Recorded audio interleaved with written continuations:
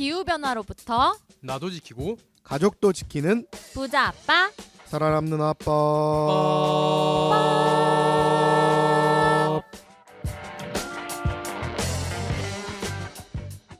안녕하세요. 팟캐스트 부자 아빠 살아남는 아빠입니다. 기후변화로 급변하는 경제산업 구조 속에서 우리들의 가족도 지키고 재산도 지킬 수 있는 방법을 지금부터 알려드립니다. 네, 쌤들 안녕하세요. 저희가 오늘은 이번 달 30일부터 12월 12일까지 진행되는 그 아랍에미리트 연합 수도인 두바이에서 열리는 제28회 유엔 기후변화협약 당사국 총회, 즉 컵 28에 대해서 알아보려고 합니다. 지난해 다울쌤이 이집트에서 개최된 컵 27에 이제 그린피스 참가단의 일원으로 다녀오셨는데 그 경험을 이제 또 썰을 풀어주신 게 엊그제 같은데 벌써 1년이 지났어요. 와, 그러게요. 시간 진짜 빠른 것 같네요. 작년에 컵 끝나고 이집트 오아시스에서 수영하다 수영했던 기억이 엊그제 같은데 저는 벌써 1년이라는 시간이 흘렀습니다. 다울쌤이 갔다 오시고 나서 그 구호 있잖아요. 맞아요. 스페인어 저희 외쳤었잖아요. 엘 푸에블로 네. 우니도 한마세라 벤시도 네. 기억나시죠? 저희 그 같이 외쳤던 게 엊그제 같은데. 예. 무초 구스도. 예. 무초 구스도. 정말 그렇게 1년이 훌쩍 지났다는 게 좀 믿겨지지 않고, 그런데 그렇게 1년이 지나고 여전히 네. 그 지난해 캅에서 좀 많이 부족했었다. 물론 이제 손실과 피해 이제 보상과 관련된 기금 마련에 합의하는 그런 성과도 있었지만 먼저 화석연료 퇴출과 관련해서는 또 아쉬운 점들, 그런 점들도 있었고, 또 그런 상황이었는데 그 1년이 또 지나가고 그 1년 사이에 또 이 기후위기가 정말 더 계속해서 더 심해지고 있다. 사실 좀 그런 경험을 맞아요. 하면서 너무 좀 답답하기도 하고 그렇더라고요. 올해 같은 경우에 정말 역대 최고로 더운 해가 될 수 있다. 그런 가능성이 있는 뉴스도 뭐 들어봤고, 지난 시간에 얘기를 했었죠. 네. 갑자기 더웠다가 추웠다가 바로 맞아요. 이웃 나라인 일본은 계속 덥고 네. 이런 상황, 이런 걸 보면서 지금 눈앞에는 이렇게 극단적인 상황들이 펼쳐지고 있는데 왜 이렇게 이제 정치권들, 정책들 후퇴하고 있는지, 그런 그쵸. 답답한 마음들을 가지고 그럴 때마다 더 열심히 해야 되겠다, 그런 생각들을 하고 있는 요즘 시기죠. 네, 그리고 가을이 너무 짧아진 거를 지금 당장 느낄 수가 있는 것 같아요. 진짜 자전거 좀 타고 다니고 싶은데 그럴 새도 없이 너무 추워져서 이미 패딩을 꺼내고 있고. 근데 이런 기후위기로 인한 극한 기상 현상이 좀 전 세계적으로도 많았죠. 그렇죠. 그 피해도 되게 컸고 저희가 소개도 많이 했었는데 두 분께서는 기억에 남는 게 어떤 사건이 있으실까요? 저는 사실 하와이가 네. 너무 기억에 맞아요. 남았어요. 사실 너무 저의 심각했죠. 버킷리스트 중에 네. 하나, 언젠가는 뭐 이게 좀 탄소 배출이 비행기를 타고 가면 많이 되니까 네. 언젠가는 좀 그런 것들이 해결이 되면 하와이에 네. 가고 싶다라는 생각을 하고 있었는데 네. 거기에 가서 서핑을 진짜 하고 싶어요. 네, 서핑을. 예, 그런데 사람들이 산불이 나서 그 바다에 들어가서 피하는 그런 모습들, 네. 초토화됐었죠 진짜. 맞아요. 그것을 보면서 정말 답답하고 안타깝고, 그리고 안타까웠죠. 그분들의 네. 에 대한 그런 마음들, 그런 것들이 너무 겹쳤던 좀 그런 시기였던 것 같고요. 이게 미국 역사상 100년 만에 가장 많은 인명 피해와 100년 재산 만이요? 피해 남겼다고 그렇게 하더라고요. 그게 아마 그때도 하와이에도 오랫동안 가뭄도 지속이 되고 또 강풍도, 또 건조한 상태에서 강풍도 불어서 맞습니다. 불이 도저히 잡히지가 않았던 거죠. 저는 9월 달쯤이었나? 그 리비아에서도 왜 대홍수 있었잖아요. 맞아요. 그래갖고 나중에 그 홍수로 인해서 댐까지 무너지면서 정말 수치로 보기에도 정말 다가오지 않는, 지금 뭐 전쟁도 지속되고 있긴 하지만 이때 리비아에서 발생한 대홍수로 최소 1만 명 이상이 사망하는 참사가 1만 있었잖아요. 명이라니 진짜 너무 큰. 너무 큰 수치죠 네. 사실. 그런 게 기억이 나네요 저는 올해. 네, 저는 그 국내에서 일어났던 그 청주에 이제 7월 13일부터 15일까지 그렇죠. 500mm가 넘는 물폭탄이 이제 쏟아지면서 오송 지하차도가 물에 잠겨서 또 많은 시민들이 안타깝게 목숨을 잃는 참사가 있었죠. 그렇죠. 그래서 이런 기후 위기가 정말 나날이 심해지고 심각해져 가는데 그래도 다행히 우리나라 국가 온실가스 배출량이 2022년도에 2021년도 대비해서 또 음. 줄었다는 예. 소식을 들었습니다. 네, 그렇죠. 그러니까 이제 네. 온실가스 배출량이 네. 그 뭐 실시간으로 다 집계가 되지가 않을 거잖아요. 네. 각 이제 분야별로 어느 정도 이제 그 기간별로 또 이제 정리를 해서 네. 그걸 이제 정부 통계가 이제 다 내야 되니까 음. 그래서 얼마 전에 이제 2020년 지난해 통계가 이제 나온 거예요. 아. 예, 그렇게 나왔는데 잠정적으로 나온 거고 네. 그래서 그 통계를 보니까 그 전해 네. 2021년보다 조금 줄었다는 거죠. 몇 예, 퍼센트 줄었나요? 3.5%가 아. 감소를 했다고 합니다. 그래서 네. 잠정적으로 한 6억 5천만 톤 정도의 이제 배출을 좀 기록을 한 거고 사실 뭐 이거보다 훨씬 더 많이 줄여야 되죠. 그쵸. 뭐 계속해서 이제 줄여 나가야 되는 그런 부분이 있는데 이게 참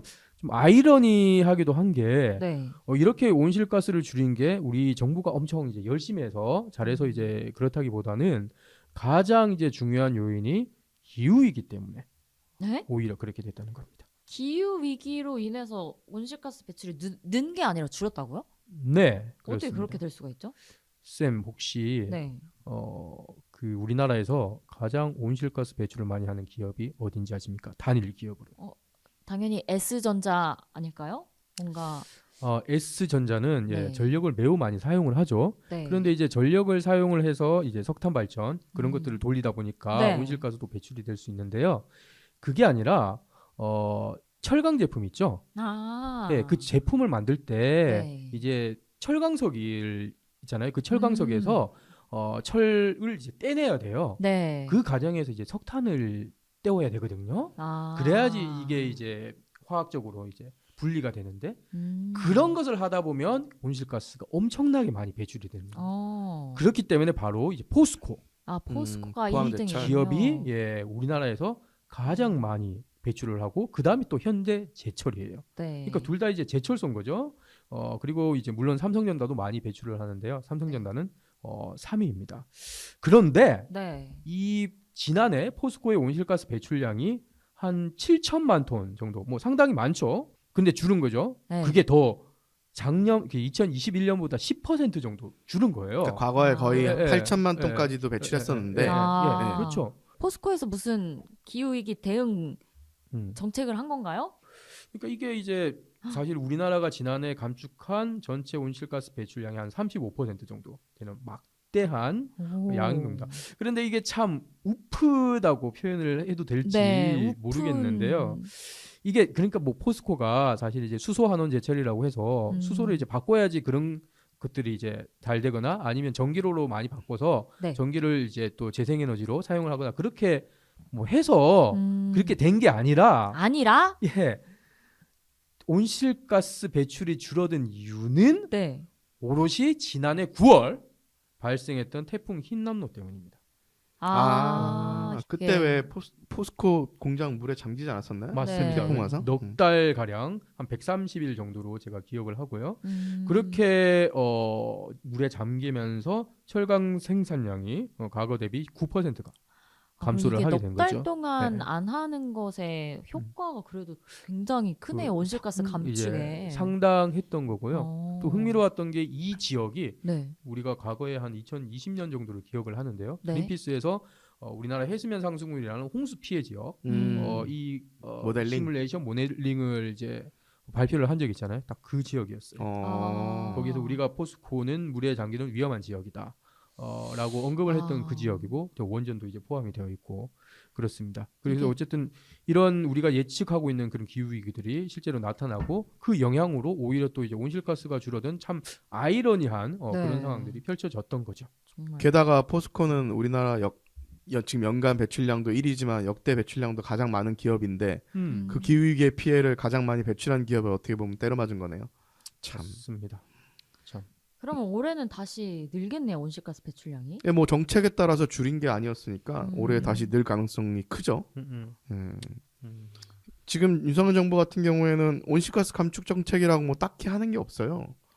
뭐 원전 얘기만 하고 있는데 원전을 통해서 뭐 원전에 대한 호불호를 떠나더라도 원전 정책을 윤석열 정부가 추진한 원전 정책을 통해서 온실가스 배출을 줄일 수 있는 효과를 만들어낼 수 있는 거는 한 그렇죠. 2026, 7년 뭐 지나야 사실 사실 가능한 뭐 거라서. 너무 오래 남았는데요. 저 원전은 네. 짓는데 그리고 오래 얼마 걸리잖아요. 별 효과도 없고요. 네. 근데 이제 우리나라에서 그나마 하고 있는 음. 정부에서 추진하는 온실가스 배출 규제 정책이라는 게 배출권 거래제인데 네. 지금 진짜 배출권 가격이 거의 똥값 수준이거든요. 예, 아마 삐. 저스틴 쌤그 예. 가격 최근에 보셨을 텐데. 여기 보면 이제 사이트가 있어요. 네. 뭐 여러분들도 다 보실 수가 있는데 그 이제 우리나라에서 운영을 하고 있는 이제 사이트 전력거래소인가요? 그쪽에서 네. 이제 운영을 하고 있죠. 거기 보면 우리나라 같은 경우 이제 톤당 지금 거래되고 있는 온실가스 한 이 만원 탄소에 그게 한 9,950원, 그게 10,000원 정도죠. 네.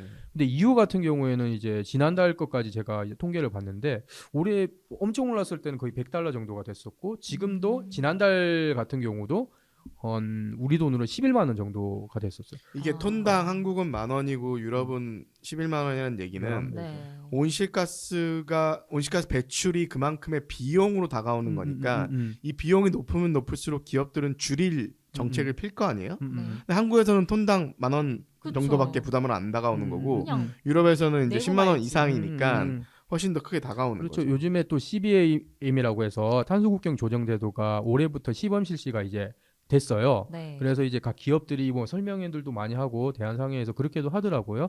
그러면 궁극적으로는 우리나라가 이제 10,000원 내는데 유럽 가서는 11만 원이 되면 유럽에 가서 10만 원 더 내야 되는 거예요. 그렇죠. 예. 그리고 그렇기 때문에 이 제도도 빨리 손을 봐야 되는 뭐 그런 문제들이 있습니다. 근데 정말 답답하네요. 안 그래도 그 지난번에 지난 회차에 또 저스틴 쌤이 이렇게 발언하셨던 것처럼 환경부에서 일회용 사용 중단 정책도 이렇게 무기한 유예를 시켰고 또 현재에는 우리나라 온실가스 감축 목표가 산업계 부담이 된다는 의견서도 제출했다고 하셨고 그래서 이런 진짜 환경 정책이 어디로 가는지 모르겠습니다. 그렇습니다. 이럴 때는 우리나라 정부보다는 국제사회의 움직임으로 이런 뭔가 계기가 마련되어야 되지 않을까 싶은데요. 그래서 이 해마다 유엔에서 기후변화에 관련해서 전 세계 많은 국가들이 참여하는 캅 28이 열린다고 하는데 저희가 이 캅 28에 대해서 또 이야기를 안 해볼 수가 없죠. 이렇게 심각한 기후위기 상황에서 어떤 논의가 활발히 이루어질지 조금 궁금합니다. 네, 전에도 한번 설명드린 적 있지만 유엔 기후변화 협약이 1992년에 탄생했거든요. 지금 30년이 좀 넘었잖아요. 근데 그럼에도 불구하고 아직까지 효과적으로 전 세계 온실가스 배출량을 확 줄이는 데는 성공하지 못했지만 그럼에도 불구하고 매년 이제 11월이나 12월이 되면은 전 세계 정부 대표단이랑 지도자들이 모여서 이제 논의를 하게 되죠. 올해는 아랍에미리트 연합 두바이에 모여서 이제 기후위기 대응을 위해서 온실가스 감축을 얼마나 더 빠르고 야심차게 할 것인지 그리고 대응을 한다 하더라도 이미 기후변화는 우리가 느끼듯이 진행이 되고 있으니까 이런 진행된 기후변화에 적응하기 위해서 어떤 노력을 또 할 것인지 그 다음에 누가 얼만큼 더 빨리 줄일지에 대해서는 원칙이 있잖아요. 네. 공동의 그러나 차별화된 원칙 그리고 오염자 부담 원칙 즉 온실가스 많이 배출하는 곳들이 더 많은 책임을 져라. 왜냐하면 선진 산업국들이 배출도 더 많이 했는데 피해는 덜 받고 있고 많이 받고 있긴 하지만 네. 개도국들은 배출은 적은데 피해는 더 받고 있고 이런 기후 부정의 문제도 해결을 해야 되거든요. 그렇죠. 이런 것들이 항상 이제 기후변화 협약 당사국 총회 즉 캅에서 논의가 되는데 여기서는 정부 지도자들만 오는 게 아니라 저희 그린피스를 포함한 NGO라든가 아니면은 청소년, 여성, 원주민, 농부, 과학계, 노동자와 노조, 지자체, 그다음에 기업과 산업계 등 이렇게 9가지 분야를 대변하는 단체들이 참가해서 목소리를 높이거든요. 그래서 그린피스도 1회부터 지속적으로 참가를 하고 있죠. 네. 저는 이번에는 다른 업무가 있어서 바빠서 못 가지만 전 세계적으로 또 한 30명 정도가 지금 두바이에 참여해서 예, 기후변화 협약의 협상에 참여할 예정입니다. 네, 그렇다면 올해 핵심적으로 다뤄지게 될 의제는 어떤 게 있을까요, 저스틴 쌤? 아무래도 네. 그 이제 기후 완화 그러니까 이제 온실가스 감축 네. 이 부분이고 여기에서 이제 화석연료 퇴출에 대한 얘기가 가장 메인이 될 것 같습니다. 네. 그러니까 이제 화석연료라고 하면 이제 석탄뿐만 아니라 뭐 석유, 석유나? 뭐 가스, 뭐 이런 것들이죠. 이런 전체 화석연료가 빠르게 그리고 좀 단계적으로 이제 퇴출에 대한 합의가 과연 어디까지 만들어지느냐 그런 것들이 좀 핵심이 될 것 같고요. 그리고 이제 화석연료 개발에 대한 신규 투자 중단에 대한 논의도 이제 중요할 것 같습니다. 그래서 사실 이제 2년 전에도 그렇고 작년에는 다울쌤도 가셨고 해서 캅 26 그리고 캅 27 여기선 계속 뭔가 합의가 이루어지고 뭐 재확인을 했던 게 석탄 발전을 단계적으로 감축을 한다. 네. 뭐 이렇게까지 얘기를 했었거든요. 그러면 뭐 좀 하려는 거 아니야? 그런데 생각을 해보세요. 그렇게만 하면 그러면 뭐 석탄을 뭐 50% 줄이든 49% 줄이든 그건 감축이잖아요. 네. 결국 페이스 아웃이 아니라 그렇죠. 감축, 페이스 다운이니까 예. 그냥 줄이기만 하면 되는 거죠. 그렇죠. 조금만. 그러니까 사실 이게 의미가 있을까? 그러면 이제 페이스 아웃, 진짜 아예 퇴출을 하라는 것이 좀 의미가 있을 것 같고 그리고 사실은 또 2030년 되면 이미 시장 논리 때문에 화석연료 사용은 정점을 찍는다. 그렇게 되는 거예요. 그래서 이렇게 협상 막 하다가 어느 시간 되면 그냥 자연스럽게 그냥 끝나는 거야. 줄긴 줄겠죠. 근데 우리가 원하는 그렇죠. 만큼 빠르게 줄진 않을 네. 테니까. 그러니까 이게 참 얼마만큼 우리가 이제 이 화석연료 퇴출 그리고 여태까지 석탄이라고만 얘기를 했는데 석탄이 아니라 좀 더 광범위하게 석유, 가스 이런 부분의 모든 화석연료에 대한 이제 워딩이 합의가 될 수 있을지 그런 부분이 조금 관건이 될 것 같습니다. 네, 지난번 캅 27에서는 손실과 피해 기금을 만들기로 한 합의가 이제 주목을 받았는데 이번에도 뭔가 새롭게 결정되는 것들이 있을까요? 이번에 캅 28에서는 지금 기후변화 협약에서 가장 중요한 지금 협정이 파리 협정이잖아요. 2015년에 만들어진 건데 그 파리 협정이 만들어지면서 글로벌 스탁테이크라고 약자로는 GST라고 하는데 한국말로 번역하면 전 지구적 이행 점검이라는 절차가 파리 협정에 있어요. 이게 뭐냐면 지구적 이행 점검. 네, 파리 협정이 만들어질 때 예전에 있었던 교토의정서랑 차이가 어떤 국가별로 의무 감축 비율을 정해주지도 않고 파리 협정 같은 경우에는 2도를 목표로 하면서 최대한 1.5도까지 기후 상승을 막기 위해서 각 국가가 자발적으로 목표를 정해서 자발적으로 이행을 하자 이렇게 합의가 된 거잖아요. 오랫동안 표류하다가 그러다 보니까 어떻게 보면 이렇게 자발적인 국가들의 목표랑 이행에만 맡겨놓으면 사실 되겠어요 이게? 강제적인 게 없으니까. 그러니까 법적으로 강제까지는 못하더라도 5년에 한 번씩 정도는 우리가 장기적으로 추구하고 있는 1.5도 목표에 맞춰서 각 국가의 목표나 이행들이 제대로 되고 있는지를 5년에 한 번 점검하자. 중간 점검인 거죠. 그렇게 해서 안 되고 있으면 더 높은 목표를 잡도록 제시를 한다든가 이런 점검을 해야 되는데 그 첫 번째 점검이 이제 올해 끝나요. 그러니까 시작은 재작년부터 했었는데 올해 이제 캅 28에서 그 첫 번째 GST 전 지구적 이행 점검이 마무리가 되거든요. 그 얘기는 그 결과가 나오겠죠. 그러면 지금 우리가 기후위기를 막기 위해서 제대로 가고 있는지 앞으로 얼마나 더 노력을 해야 되는지 이런 것들이 이제 종합적으로 분석이 돼서 나오겠죠. 사실 우리는 이미 답을 알고 있어요. 지금 전 세계적으로 기후위기를 막기 위한 노력이 너무 충분치 않죠. 1.5도까지 막아야 되는데 지금 이대로 가면은 거의 2.7도? 거의 3도 가까이 상승하는 시나리오 위에 지금 있으니까 누구나 다 알고 있지만 그럼에도 불구하고 국가별로 그리고 전 지구적으로 정확히 어떤 상황인지를 분석하는 결과가 이번에 나오겠죠.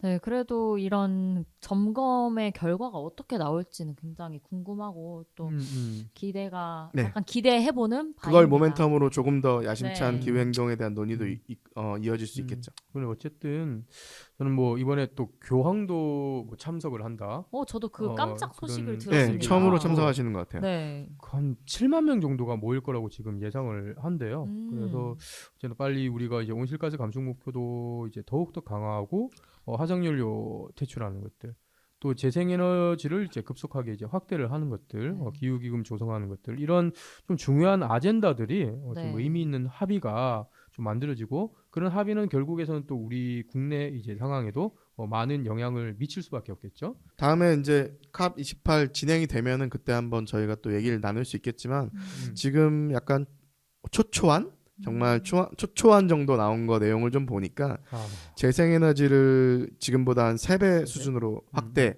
속도를 3배 수준으로 확대한다라든가 뭐 에너지 효율을 2배 이상 높인다라든가 이런 등등의 이야기들이 좀 나오고 있는 것 같아요. 그래서 사실 이번에 캅 28 의장이 그 아랍에미리트 연합 국영 석유회사 CEO거든요. 예, 그렇죠. 아, 그러니까 사실 어떻게 화석연료를 될까요? 퇴출해야 되는 논의를 해야 되는데 그 의장을 네. 퇴출돼야 되는 기업의 CEO를 앉혀놨으니까 음. 사실 임명될 때부터 말이 많았는데 많아요. 예. 뭐 반대로 보면 또 어떻게 보면은 그 사정을 너무나 잘 알고 있는 사람이고 임명될 때부터 욕을 먹었으니까 오히려 조금 더 결과를 내려고 하는데 신경을 쓰지 않을까라는 기대감도 약간은 있고 아. 근데 한번 진행이 되는 걸 봐야죠. 그래서 네. 나중에 진행되는 상황이라든가 어떤 결과가 나왔는지에 대해서도 다시 한번 다루는 기회가 있을 것 같습니다.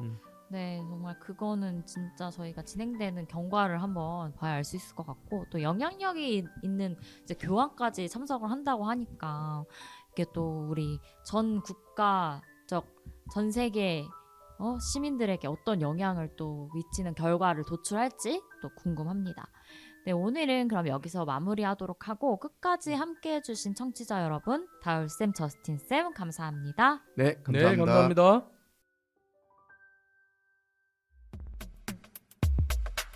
안녕? 난 생물다양성 캠페이너 최태영. 이제부터 내가 벌이 사라지면 먹기 어려워지는 것들을 얘기해볼게. 수박, 호박, 배추, 배, 사과, 키위, 딸기, 당근, 오이, 망고, 양파, 멜론, 체리, 레몬, 가지, 라임, 아보카도, 애플파이, 과일, 빙수, 블루베리, 고기, 우유, 크림, 커피, 화채, 아몬드까지? 이거보다도 더 많다고? 꿀벌을 살리고 싶지? 그린피스와 함께 정부의 꿀벌을 지켜달라고 요구해줘.